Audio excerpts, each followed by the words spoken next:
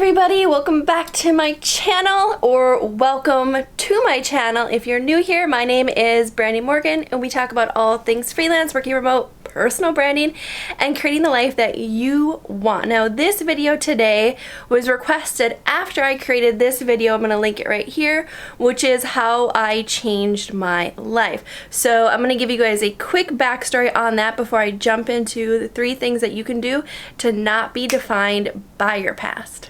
Please make sure you like and subscribe to my channel so I can keep creating this content for you.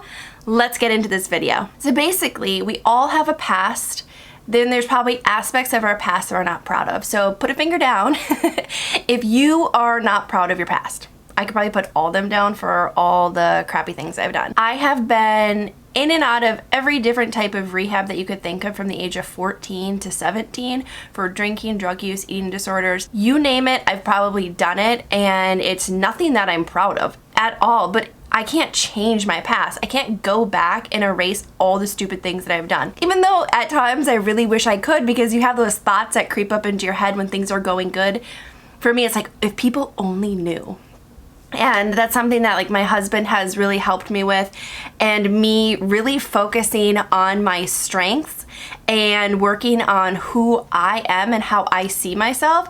That has really changed me for the good. And that's what this video is going to be about. I'm going to be going over 3 things, 3 steps to work through if you are somebody who is like me that has kind of a crappy past, or parts of it that we're not proud of, and things that you're working through, because we are all working through things in life. Nobody goes through life unscathed, perfect. You know, everybody has crap in their past.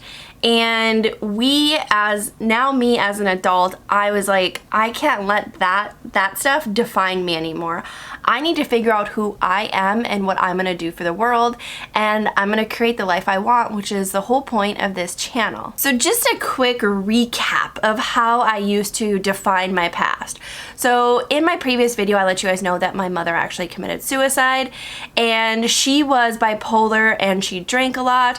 And as I got older and I ended up seeing therapists and I would go to different rehab facilities, everybody, even people in my family, like, you're just gonna be like your mother. And when you hear that at a young age from an adult, that's not very reassuring. If that's my objective that you see, that's my trajectory that you see for me, that I'm gonna be like my mother. That's really how I defined myself, because I at the time wasn't strong enough or didn't think that highly of myself to be like, no, you're wrong, until I was much older. So I let other people's opinions of me define me, which is something I feel that everybody deals with this. Maybe not like that, but social media, what people think of us, we are so prone to care and wonder what other people think, when in reality, it only matters what you think, because it's your life and you need to figure out who you are so then you can project that onto the world. And so when people do come at you and say negative things, you're like, no girl, I know who I am. If that makes sense. So that's something that I had to work through, and I'm gonna go through my three like big steps that helped me combat that and deal with that. So the first thing that you need to do is define your current identity, or define the identity that you are wanting to change. Like, how do you see yourself now? How I see myself now is not how I saw myself when I was working through this. So for me, if I were to go back those 6 years, I would define myself as this fun-loving, carefree, party girl that loved going to concerts and festivals. Yes, I've been to Coachella and Tomorrow World. So like, that was me. That was something that I lived right out. When I would meet people, that would be what I would talk about. The next concert, the next festival I was going to. And that's literally how I defined my identity, which is ridiculous, because going to concerts is not an identity, right? And those negative characteristics that are associated with me at that time was I cared so much of what other people thought of me. I needed validation from other people of who I was. Like, that just showed that I was lacking confidence in myself. And that was something that I wanted. I wanted to be that confident person that could walk into any room and be secure with who I was.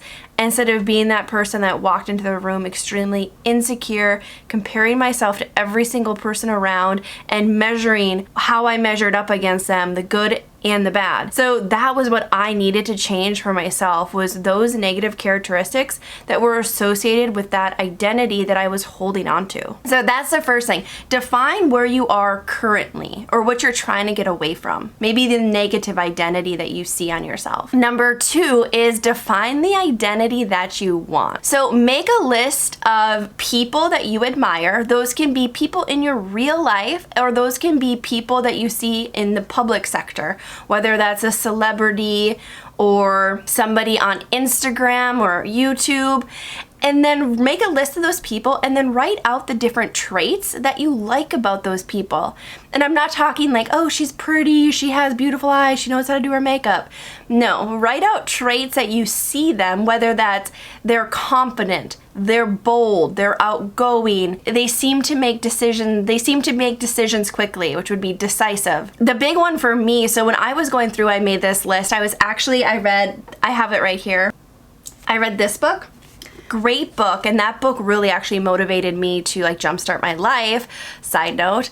And I was looking at what she was, and she was fearless. She did not care. She didn't care that she didn't have a degree. She didn't care that she didn't know how to use Photoshop. She went after her dream of building her online fashion boutique, which was trendy. It was thrifted stuff. So I wrote down characteristics from her: confident, fearless, go-getter, hustler, even though I know hustler kind of has like a negative connotation, but she worked hard and like went after her dreams like with such ambition that it motivated me to be like, if this person who has no degree and has kind of a crazy past too can go after and make something happen in her life, then I can do it. Which was really what helped me turn my life around, was by figuring out the different characteristics that people I had admired had, and figuring it out if I could build those characteristics in myself. So step number 3 is, once you have those characteristics, pick one and focus on it. So if one of your characteristics is to become more confident, what would you need to do to become more confident? You need to believe in yourself. So what you can start doing on a very, very simple level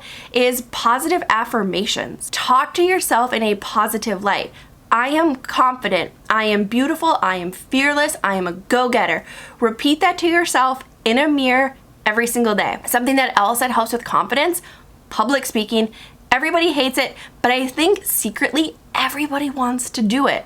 So for me, I wanted to become more confident. I started speaking at local meetups around technical stuff, since that's my background. And at the time, it wasn't my background. I was not a very technical person. I was going to school at the time.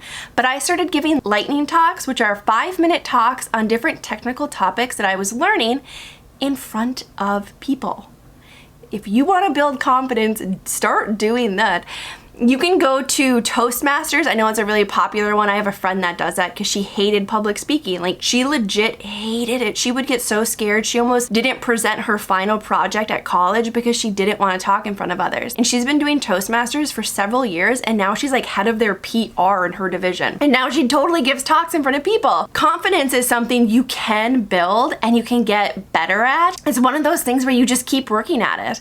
So say you want to get more confident online. Start a YouTube channel, start posting on social media, start showing up as that person that you want to be. And as you start showing up as that person, those characteristics that you've been trying to build, they become yours. Like, you become that confident girl boss, or that confident public speaker, or the fearless person that just goes after their ambition or goes after their goals tirelessly.